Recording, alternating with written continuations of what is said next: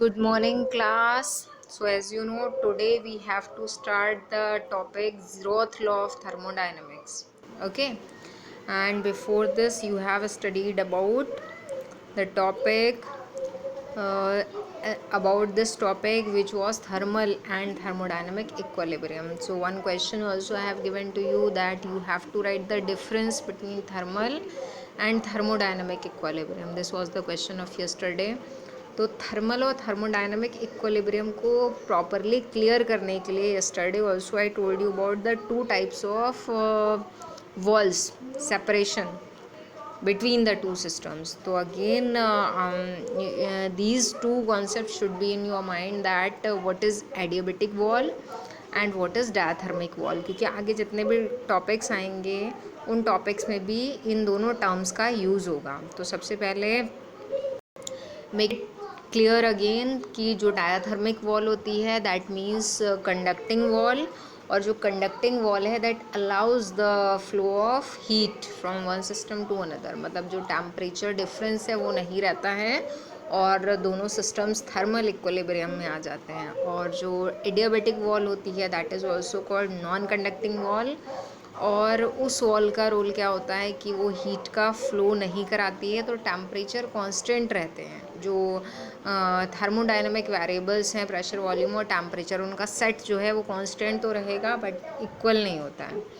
तो zeroth law is a very interesting law, interesting भी है और इजी टू अंडरस्टैंड भी है. तो सबसे पहला जो लॉ आ रहा है आपका यहाँ पर थर्मोडायनामिक्स चैप्टर में that is started from here, और इससे एक बहुत इंपॉर्टेंट रीजनिंग का क्वेश्चन भी पूछा जाता है और that is a very repeated question from this chapter. तो ज़ीरोथ लॉ जो इसका नेम है zeroth law that is made from the word zero.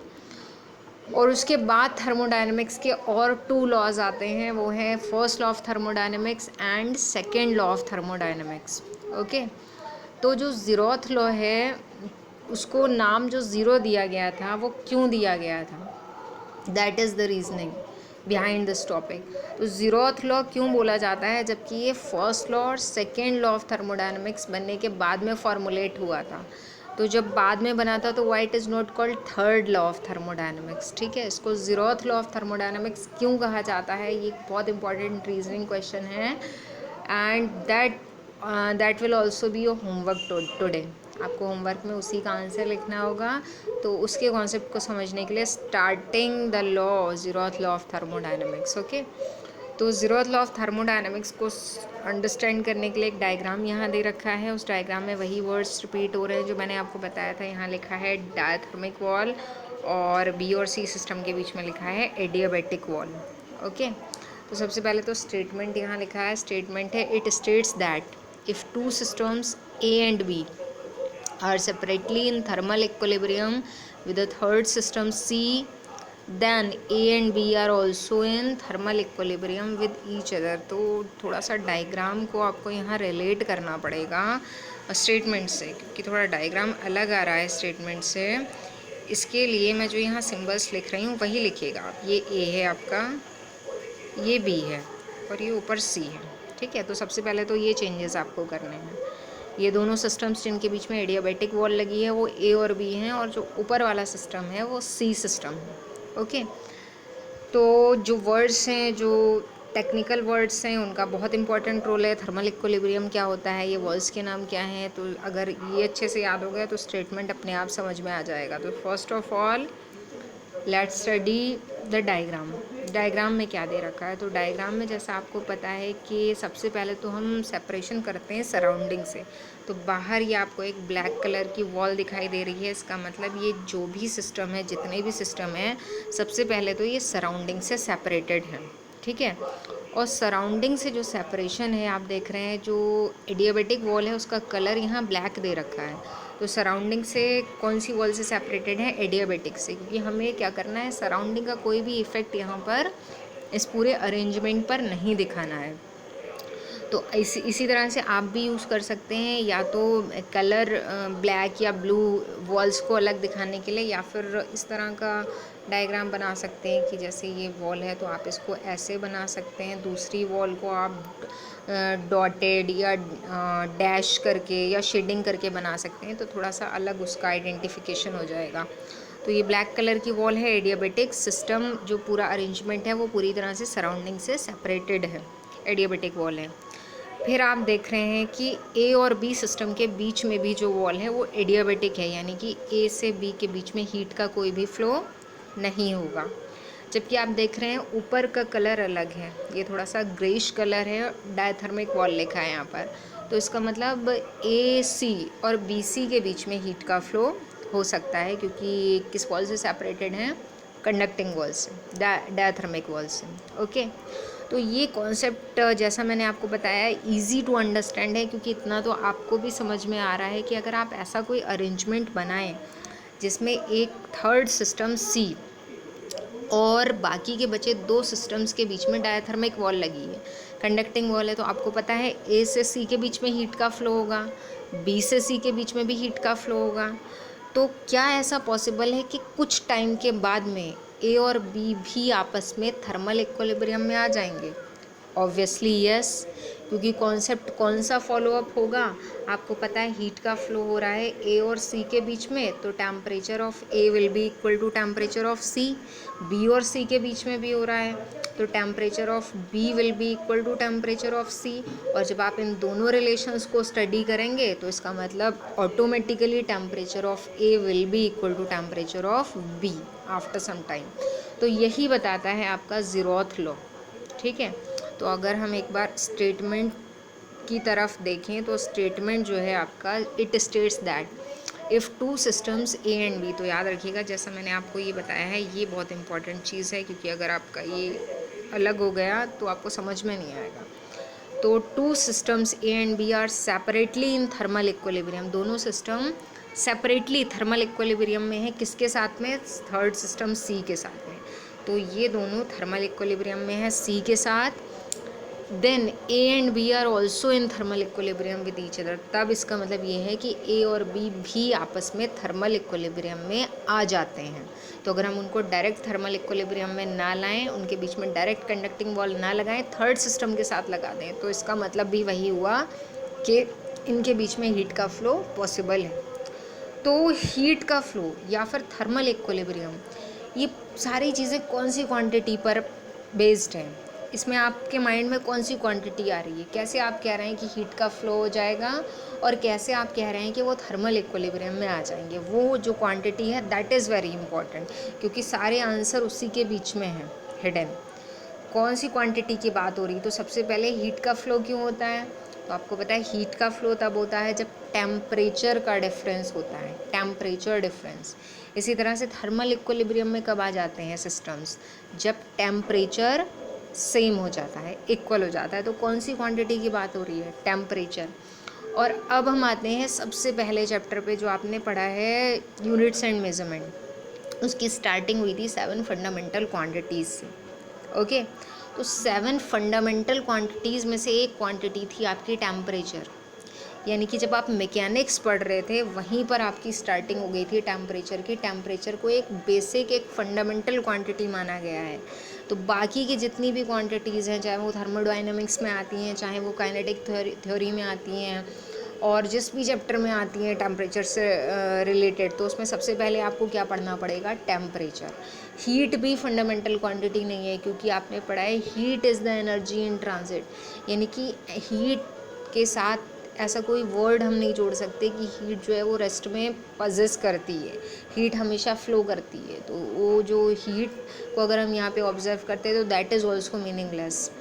तो इसका मतलब टेम्परेचर एक ऐसी फंडामेंटल क्वांटिटी है जिसमें इससे रिलेटेड जो भी चीज़ें आप पढ़ेंगे उसके लिए सबसे पहले टेम्परेचर को स्टडी करना पड़ेगा। तो आई होप कि आप समझ रहे हैं कि इस एक्सप्लेनेशन का रिलेशन किससे है। वही जो रीजनिंग का क्वेश्चन सबसे पहले मैंने आपको बताया था related to this zeroth law, कि why this law is called zeroth law even it is formulated after the first and second law of thermodynamics. तो इसका आंसर क्या होगा? Because this law is based on the fundamental quantity that is temperature, and that's why this law is fundamental है ना। तो fundamental first और second के बाद में फंडामेंटल क्या आएगा? फंडामेंटल फर्स्ट और सेकंड से पहले ज़ीरो, तो इसीलिए इसको थर्ड लॉ नेम नहीं दिया गया था।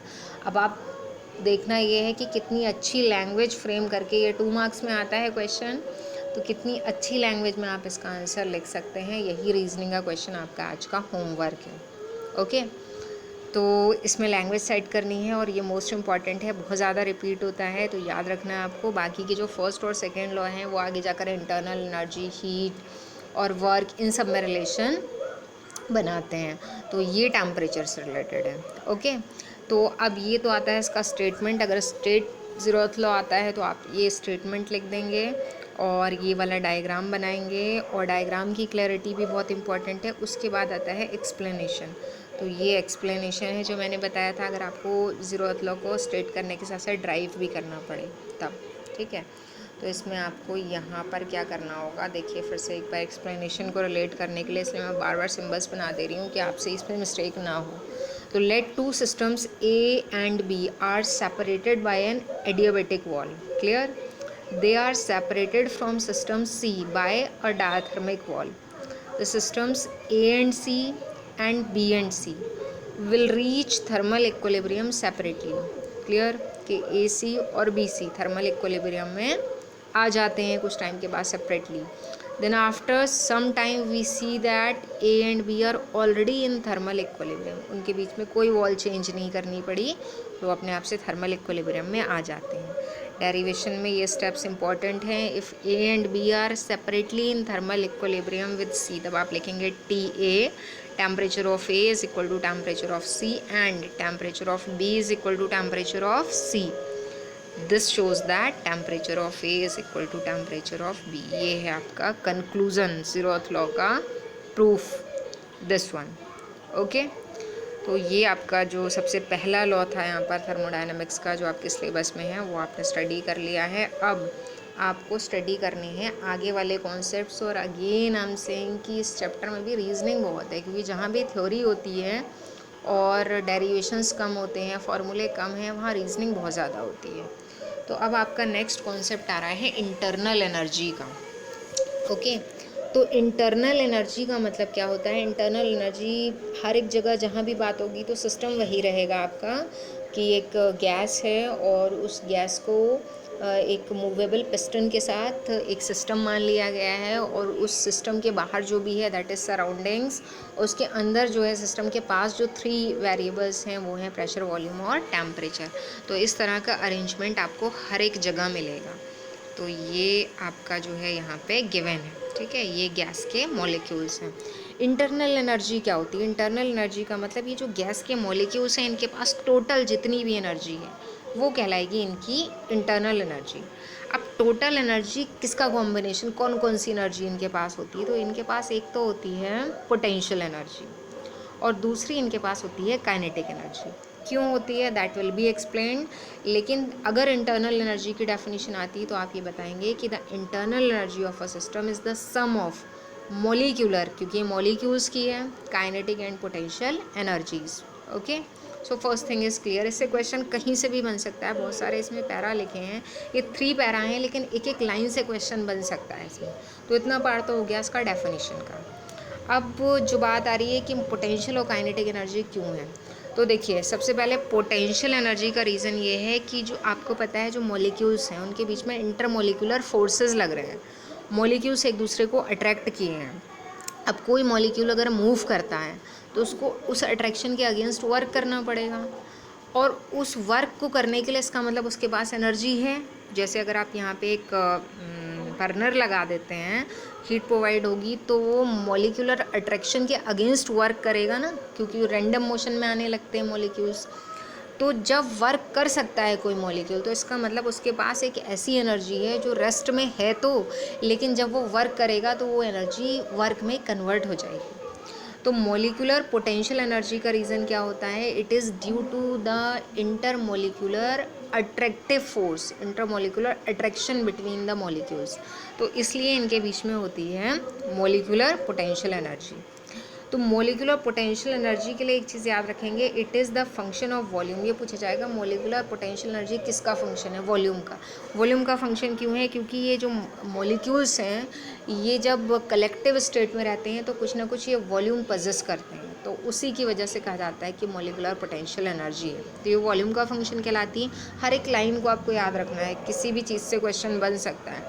दूसरी बात, काइनेटिक एनर्जी क्यों होती है? काइनेटिक एनर्जी इसलिए होती है क्योंकि मॉलिक्यूल्स रेस्ट में नहीं हैं।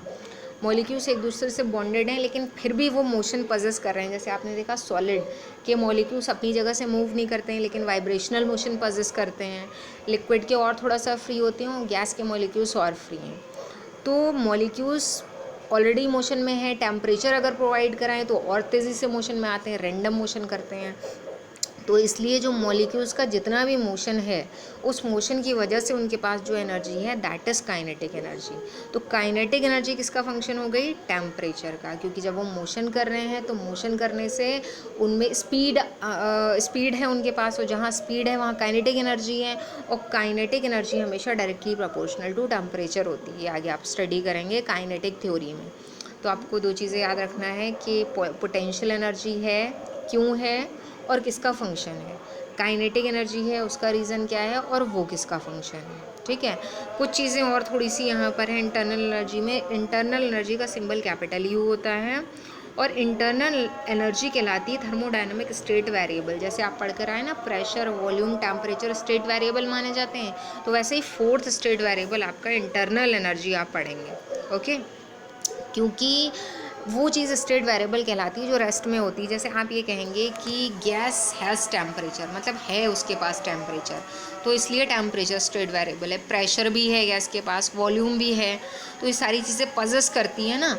इसी तरह से इंटरनल एनर्जी भी है, क्योंकि दो एनर्जीज़ हैं, उनका सम है, और मॉलिक्यूल्स मोशन कर सकते हैं या फिर वर्क कर सकते हैं, तो उसका मतलब उनके पास इंटरनल एनर्जी है। तो ये स्टेट वेरिएबल कहलाता है। जैसे हीट और वर्क स्टेट वेरिएबल नहीं है, क्योंकि heat is the energy in transit. जब मोशन करेंगे हीट फ्लो हो रही है, उसके अलावा रेस्ट में नहीं है। ठीक है। वर्क भी स्टेट वेरिएबल नहीं कहलाएगा, क्योंकि वर्क है उसके पास। आप ये लाइन नहीं बोल सकते, ये मीनिंगलेस है। तो इंटरनल एनर्जी है। तो आई होप इसको याद रखना बहुत आसान है कि क्या चीज़ है। अगर वो पजेस करते हैं तो वो स्टेट वेरिएबल कहलाएगा, स्टेट को रिप्रेजेंट करने वाला वेरिएबल। ओके। और दूसरी बात, internal energy of an ideal gas is purely kinetic in nature. ये बहुत इंपॉर्टेंट है। आपने अभी पढ़ा इंटरनल एनर्जी किस पे डिपेंड करती है? काइनेटिक और पोटेंशियल पे। लेकिन आइडियल गैस के बारे में आप बाद में पढ़ेंगे। आइडियल गैस में माना जाता है, एक उसका अजम्पशन है, एक उसकी प्रॉपर्टी है कि आइडियल गैस के मॉलिक्यूल्स के बीच में अट्रैक्टिव फोर्स नहीं होता है, नेग्लिजिबल होना चाहिए। तो फोर्स नहीं होता है, अट्रैक्शन नहीं माना जाता है, तो इसका मतलब कि पोटेंशियल एनर्जी नहीं होगी। तो purely kinetic energy ideal gas में होती है, जबकि रियल गैस में दोनों का कॉम्बिनेशन माना जाएगा। तो ये कुछ चीज़ें आपको इंटरनल एनर्जी को बहुत अच्छे से पढ़ना है। So that's why we are finishing up to this. इसके बाद हम नेक्स्ट टर्न पे स्टार्ट करेंगे इस रिलेटेड कुछ क्वेश्चंस। Okay, thank you.